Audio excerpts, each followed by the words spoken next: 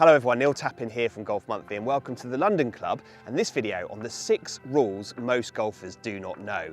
Now if you play golf long enough, you will encounter pretty much all of these scenarios at some point and it pays to know exactly what to do.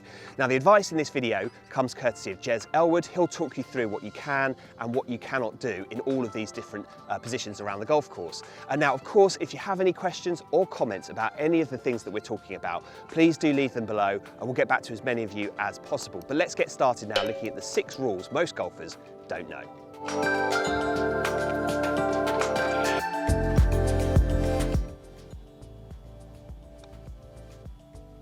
Ooh. Okay, Jez, so I've missed a 6-footer here.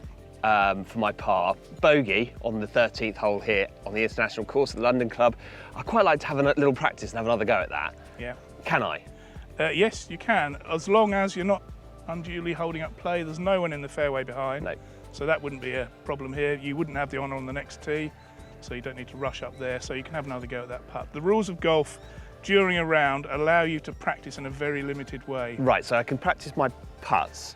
Can I practice chips? You can practice, sorry to interrupt. But if I've just duffed the chip, can I have another go at that? Yeah, definitely. You can practice your putting or your chipping on or near the green you've just played or on or near the next tee you're about to play from. The one thing you can't do greenside is practice bunker shots. Right, okay, and the key thing is don't delay play. I would say if you're doing it all the time, it's probably going to start to slightly frustrate your playing partners because you'll be slowing play down, even if you aren't holding anybody up. Is that fair? Probably, yes, but as long as you're not holding play up, there is no restriction on practicing putting and chipping, green you've just played, or the tee you're just about to go and play from. And in a scenario like this where you've just missed a makeable putt, it's totally understandable and fine. Just have another go at that. As I say, just make sure that you're not holding up play. Okay, so the next one on our list relates to golf equipment and golf balls in particular. And I think a lot of people think that they need to choose a golf ball, an exact model, and then play all of the holes during a round with that model. And that's true, but only for certain golfers. Jez, explain more. It's really only professional and perhaps elite amateur level where something called the one ball condition is in force, which does mean you have to play exactly the same brand and model throughout the entire round. Yeah, so I've got a Pro V1X and a Pro V1 in my hands here. You'd have to choose which one of those you were going to play with and use it for the whole way round. But for your average amateur, myself and you included, Jez. Yeah, very average. What are the rules for us? Well, that condition doesn't exist for us at club level, so we can actually switch between brands and models as much as we like between the playing of holes. During a hole, the ball would have to be damaged for you to exchange it. But between holes, you could switch from a distance ball on one hole, where you've been trying to get it down there as far as possible, to a softer ball on the next hole, where maybe the green's a bit tricky and you've got to have a bit more control coming into the green. Okay, what if you lose a ball on a hole? So halfway through the hole, you haven't damaged it, but you've lost it. Are you allowed to change the golf ball in that scenario? Yeah, you'd be able to use a different model then. Yeah, and just make sure in that scenario that you are always using a golf ball that's on the conforming list. What's the rule number? 6.3A is the rule number, and as Neil says, the conforming list is quite important because there are some balls out there which are deliberately designed to go as far as possible or straight as possible, and some of them don't conform. Yeah. So there you have it, some really handy advice on which golf balls you are and are not allowed to use.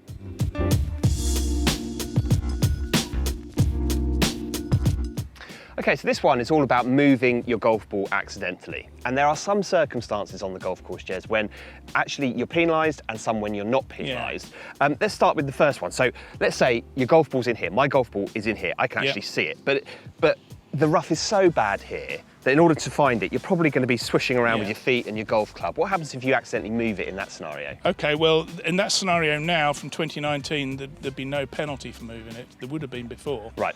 And I think this is perhaps what's caused a bit of confusion, this and another couple of things. Now, if you move it when searching for it, no penalty, you must replace it where it was to the best of your ability and play on. Okay, Jez, so what happens if you accidentally move your golf ball on the green or on the tee? Okay, well, these are the 2 more instances where you wouldn't be penalised. On the teeing area, you wouldn't be penalised if you moved your ball on a practice swing because the ball isn't in play at that point. Right, okay.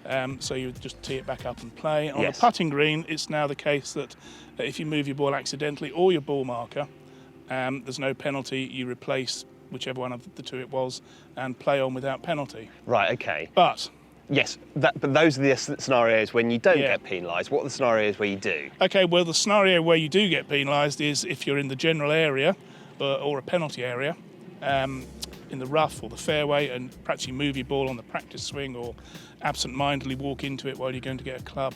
I think a lot of people now think, because they've got all these concepts of no penalty for accidental movement, this is okay, but it isn't. In those areas of the golf course, if you move your ball accidentally, there is still a penalty. Yes. And you must replace the ball. That's covered under Rule 9.4b. Yeah. So, penalty shot, replace the ball. So it's the putting green, the tee, and if you're searching for it. Other than that, there will be a penalty. Right, Jez, I'm going to have a go at this. Yeah, good luck. It's not the most inviting of shots. There's water behind there. I don't know.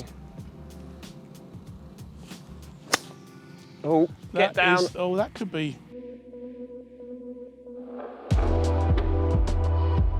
Okay, so this one is about what happens if the golf ball accidentally hits you after you've hit it. So there are two scenarios, I think, where this is most likely to happen. In the bunker, where you hit one thin, it hits the face, comes back and hits you. Or if you're taking on a risky recovery shot through the trees, perhaps you hit a tree and it comes back and hits you. Jez, there's been a bit of a change to this rule over the years, and I think we think there's a bit of confusion as a result of that. Clear it up for us. Yeah, well, I think some people are living in different eras, perhaps, and they remember that back in 2003, when Jeff Maggott, contending for the Masters, hit a bunker face and it bounced back and hit him, he got a two-shot penalty, which effectively killed his chances. And that rule was then changed in 2008 to a one-shot penalty for the ball accidentally striking you after you've hit it.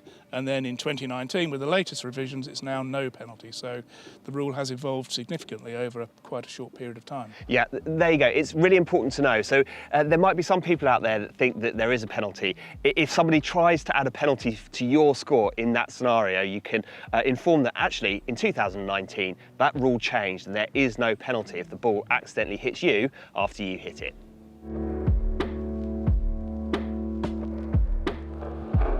Right, okay, so we have a scenario here that, Jez, I know a few people have written to you about and asked you, what do you do in this specific instance? So, my golf ball, the approach to the green has sort of plugged here. It has plugged and it's in. on a slope and the greens are cut nice and tight, they're really fast. Now, I've mended the pitch mark, put my marker down. If I put the ball back on that spot, that ball is going to move. It is. Now, that's going to happen because it's such a steep slope. Yeah. Do I play the ball from there? You don't. What you do is you have another go at placing it, and if it then still won't stay at rest, which it won't, pretty unlikely. So now you have to place it at the nearest spot where it will stay at rest. And I think the thing people perhaps don't realise, imagine this was a really steep tier, that spot could be quite a long way away. Yeah, I mean, even in this scenario, this is a fairly steep tier. The greens are so fast. I think it would be quite a long way over there, actually. Yeah, if that just rolled a slightly different way, that could have gone 25 feet away. Yeah.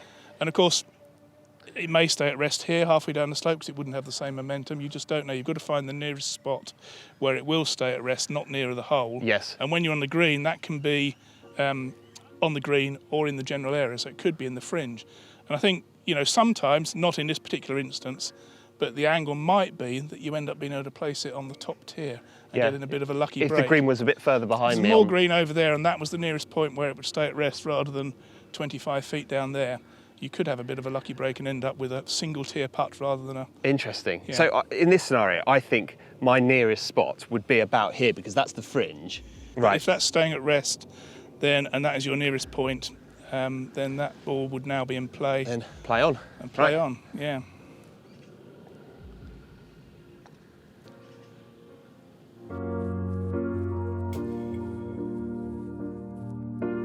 Okay, so the last one on our list to look at is a rule that I had never heard before, as the title of the video would suggest. Jez, you're going to have to talk me through this one. Okay, so you'll find this rule 21.1c, one of the exceptions to this rule, and it's about Stableford scoring. So you've got to imagine a scenario, you're on the 5th hole of a Stableford, and you realise you've got 15 clubs in the bag. Oops. Yeah, now you know, most golfers know that that's quite a serious penalty. In fact, it's 2 shots per hole, up to a maximum of 4 shots in total, so 2 holes where you could potentially lose 2 shots. Right, so I would lose 4 shots in that scenario. Yeah. But in a Stableford, let's say you've just started blob, yeah, you would have had those 4 shots added to your first 2 holes, yeah, wouldn't you? First 2 holes at which the breach occurred. Yes, but in Stableford, that's not the case. Well, it's not the case because, as you say, if you blob those 2 holes, you then get 2 more shots added to that score, it's still a blob, isn't it? Yes. So you're effectively not being penalised. So to keep things fairer, the points are actually deducted from your overall Stableford points total at the end, 2 points at each hole at which a breach occurred. Yes, so 35 points goes down to 31, Yep. regardless of the fact that you started blob. Yeah, exactly. So it's just to kind of keep things fair in a system where excess shots get ignored effectively in a Stableford, don't Yes. they? Because once you've reached a certain level, then you're not scoring. Yeah, I mean, this one, fairly niche, as Jez said, but it's worth knowing. There are penalties attached to carrying too many golf clubs, even if in a Stableford you start with 2 blobs. So there you have it, that's our look at the 6 rules most golfers do not know. If you've enjoyed the video, please do hit the like button, and if you have any comments, leave them in the box below. We'll get back to as many people as we can. But that's it for now from the London Club. We'll see you next time.